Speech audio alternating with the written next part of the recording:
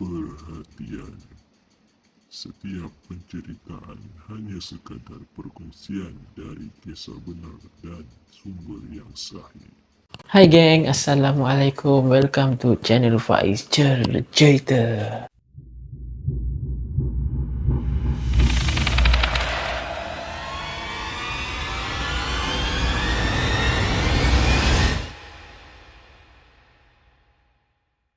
Terima kasih banyak-banyak lagi yang sebab sudi untuk tengok video kali ni, dan aku harap korang yang tengah tengok ni, yang dah memang subscribe, yang sudi-sudi support Faiz Cerita ni, terima kasih banyak-banyak geng. Aku tak dapat nak belas jasa kebaikan korang. Aku sentiasa mendoakan korang yang sentiasa support Faiz Cerita yang tengok video ni. Semoga korang dipermudahkan segala urusan korang. Semoga korang panjang umur, semuanya sihat-sihat belaka, dan juga dimurahkan rezeki selalulah. Pada yang baru tengok ni, aku harap kalau korang sudi dan tidak keberatan, bolehlah untuk support Faiz Cerita dengan subscribe, like dan share. Sebelum aku nak memulakan penceritaan aku kali ni geng, aku nak minta maaf terlebih dahululah. Macam biasa, sekiranya kalau ada kesalahan, kesilapan dalam setiap penceritaan aku, mungkin ialah ada info yang aku bagi tahu ataupun yang aku ceritakan dengan korang ada yang salah ke, ataupun ada yang aku tak cakap ke, terlepas cakap ke. Kalau korang tahu tentang kisah tu, korang boleh perbetulkan dekat ruangan komen. Aku juga nak minta maaf banyak-banyak kepada korang di atas segala kekurangan dan kelemahan dalam video-video yang ada di Faiz Cerita ni.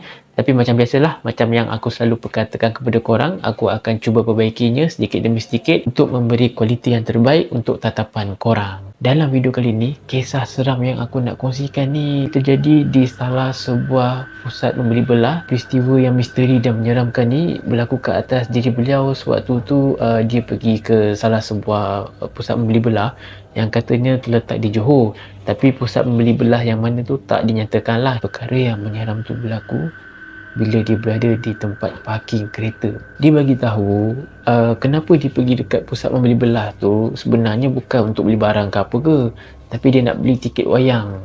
Dia ni suka tengok movie geng, suka tengok wayang, suka menghiburkan diri sendiri seorang-seorang, dan dia ni tak ada masa nak pergi tengok wayang waktu siang hari ni. Kebanyakannya masa yang dia free pun selepas waktu bekerja, waktu malam.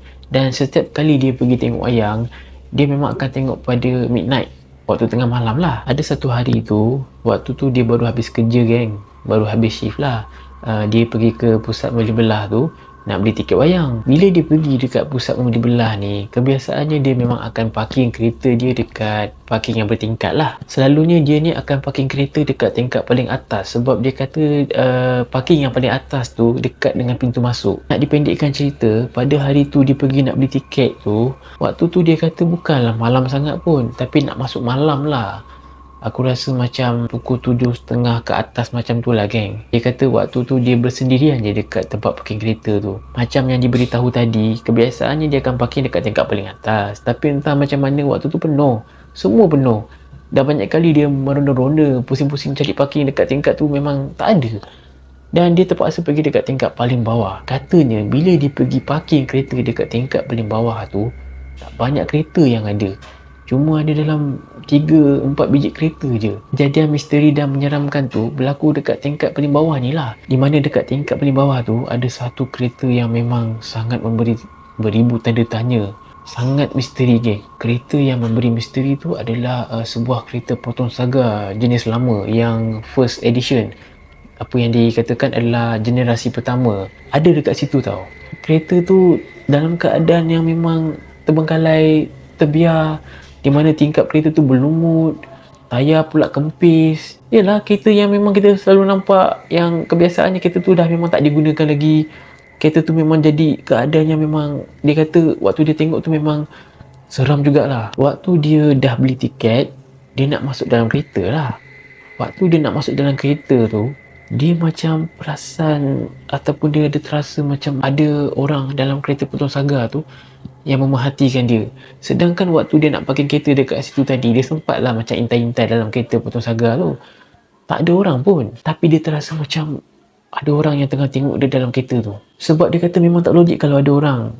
Tingkap memang berlumut, lepas tu pula bumbung dan hood dipenuhi dengan debu-debu. Memang kereta tu seakan-akan kereta yang dah lama ditinggalkan. Tapi apa yang penting, dalam kereta tu tak ada sesiapa pun. Lepas dia dah tengok macam tak ada sesiapa dalam kereta tu kan, yalah walaupun dia terasa macam ada seseorang yang tengok, jadi bila dia dah ngintai dia tengok tak ada orang, tak apalah, dia pun nak balik lah. Okay, buka pintu kereta, kereta putus saga tu bergoyang. Apa yang menyebabkan dia perasan kereta tu bergoyang? Sebab waktu dia nak masuk kereta tu, korang tahu tak, absorber kereta bunyi, apa yang diandaikan bunyi dia yang bergoyang masa tu, bunyi tu macam kriuk-kriuk, macam tu. Jadi bila dia dengar bunyi macam tu, dia toleh lah ke arah kereta tu, ada macam pusing macam tu lah kan, dia tengok. Bila dia pandang je, dia kata aduh, terus naik berloma, jantung terus rasa tak sedap, terus berdegup dengan kencang laju. Sebab ialah dalam kereta tu tak ada orang kan, kereta tu bergoyang dalam jangka tempoh yang lama dan membuatkan dia rasa macam nak pergi tengok, nak pergi periksa dekat kereta tu sebenarnya ada orang ke tak ada. Tapi sebelum dia nak pergi dekat arah kereta tu, dia ambil steering lock dalam kereta dia, dekat bawah seat pemandu ada steering lock, dia ambil lah, dia kata sebagai persediaan. Yelah, kot-kot kalau macam ada orang nak perangkap ke, ada yang ada niat yang tak baik ke kan. Jadi itu adalah persediaan dia lah. Paling mengejutkan lagi geng, bila dia pergi je dekat kereta putus saga tu, dekat tingkap ada tulisan yang tulisan tu bertulis tolong. Bertambah takut lah dia, sebab waktu dia pergi intai kereta tu mula-mula tadi, waktu dia menoleh kat kereta tu tadi, memang tak ada apa-apa tulisan tau. Tulisan perkataan tolong tu seakan-akan macam yang, yelah kalau kita habuk-habuk kan boleh tulis pakai jari kan. Macam tu lah keadaan tulisan tu.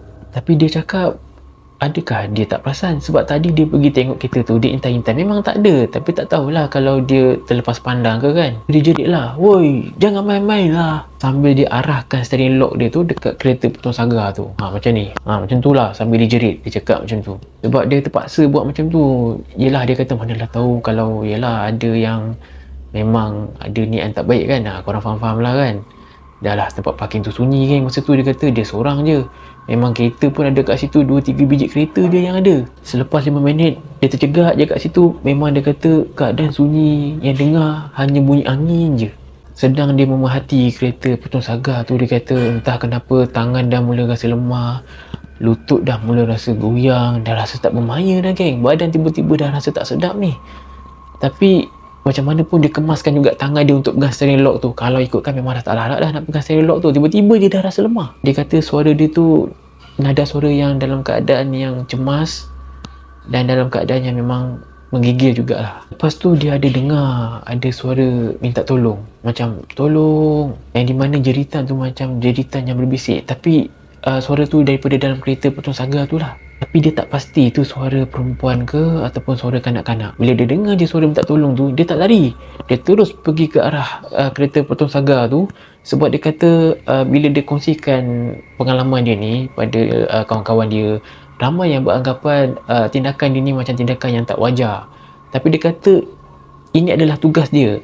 Dan dia merupakan seorang doktor. Itu adalah tugas dia untuk membantu orang yang ditimpa kecelakaan ataupun yang cedera lah. Sebab dia dah terbayangkan macam ada orang terperangkap dalam kereta tu. Sampai je dekat kereta tu, dia jengah lah kereta tu, dia tengok kan, dia intai. Tak boleh nak nampak sebab cermin kereta tu memang berlumut sangat. Dan dia pun lap lah cermin kereta tu dengan tangan. Tapi macam mana pun masih lagi tak boleh nak nampak. Sebab yang dia lap tu daripada luar, dalam masih lagi berlumut. Tulisan tolong tu tak hilang tau. Mula-mula dia rasa macam takut juga, apa pasal tulisan tolong ni tak hilang. Barulah dia teringat rupanya tulisan tu macam dari dalam. Apa yang dia buat, dia terpaksa buat keputusan, dia lari sikit ke belakang sebab dia nak hayunkan steering lock dia dekat cermin kereta tu. Tak pecah, retak. Kali kedua dia hayun lagi sekali, pecah lah. Tapi taklah begitu berterabur semua cermin tu. Masih ada sisa-sisa lagi yang tak pecah lah. Walaupun cermin kereta tu tak pecah habis, tapi dia boleh masuk lah untuk tengok apa yang ada kat dalam kereta tu kan. Bila dia masuk je muka dia kat dalam kereta tu, dia kata sakit hidung dia geng. Sebab bau hapak dalam kereta tu sangat kuat. Macam kain basah yang diperam. Sampai berair mata dia dan membuatkan dia batuk 2-3 kali lah. Dia pun masukkan tangan dia dalam tingkap yang pecah tu dan dia buka lah kereta tu daripada dalam. Bila dia dapat buka je pintu daripada dalam, dia pun buka seluasnya pintu tu, dia masukkan kepala dia dalam kereta tu, dia tengok lah dalam keadaan kereta tu. Dia tengok, dia perhatikan betul-betul. Tak ada sesiapa pun dalam kereta tu. Puas dia mencari dekat seat depan, dekat seat belakang, berbagai celah. Memang tak ada orang. Dan dalam hati dia, dia macam berkata, mustahil tak ada orang. Tadi aku dengar betul sangat ada orang minta tolong. Tengah-tengah dia periksa kat dalam kereta tu kan, tengah-tengah dia check tu, dia dengar lagi suara minta tolong tu. Lepas dia dengar, Baru dia teringat mungkin ada orang dekat dalam bonet kereta kot. Dia pun terus lari ke bahagian pemandu. Kan nak buka bonet kan ada apa tu, apa geng, aku pun minta maaf aku lupa sebenarnya, bukan tak tahu, lupa. Nak tarik benda tu lah, nak buka bonet. Sebelum dia nak tarik, bonet tu terbuka sendiri geng. Sebab ada bunyi terbuka macam ketak macam tu tau. Tapi dia macam pelik, dia tak tarik lagi. Tapi dia abaikan lah sebab dia punya fokus dia memang nak selamatkan orang. Sekiranya kalau ada orang dalam kereta tu lah. Dia pun terus pergi ke bonet belakang tu. Tapi dia kata memang mengejutkan sebab tak ada sesiapa. Yang ada cuma sepasang safety boot. Dia tengok tu terus meremang lagi dia punya bulu rumah. Tak boleh nak cakap lah, terkedur lah dia. Tiba-tiba ada suara yang menyapa dia daripada belakang. "Encik buat apa?" Terkejut lah dia kan. Dia ingatkan siapa, rupanya ada Pak Gad lah yang tegur dia, tanya dia kan kenapa dia ada kat situ, dia buat apa. Dia pun ceritalah dekat Pak Gad tu, tak ada, macam ni cerita dia. Dia ceritalah A sampai Z apa yang berlaku. Dan apa yang dia beritahu Pak Gad tu, dengar cerita dia, Pak Gad tu tenang aja sambil senyum.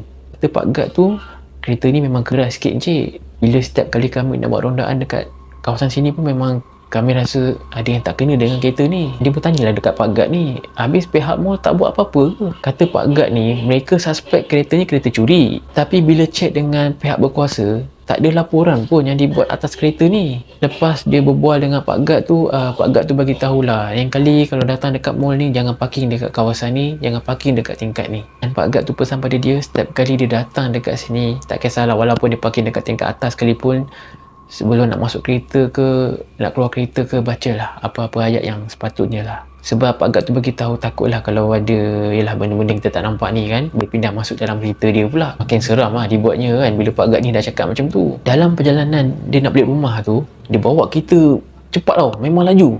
Memang dia kata, memang laju sangat lah. Dan dalam perjalanan dia nak balik rumah tu, banyak kali juga dia tengok cermin belakang.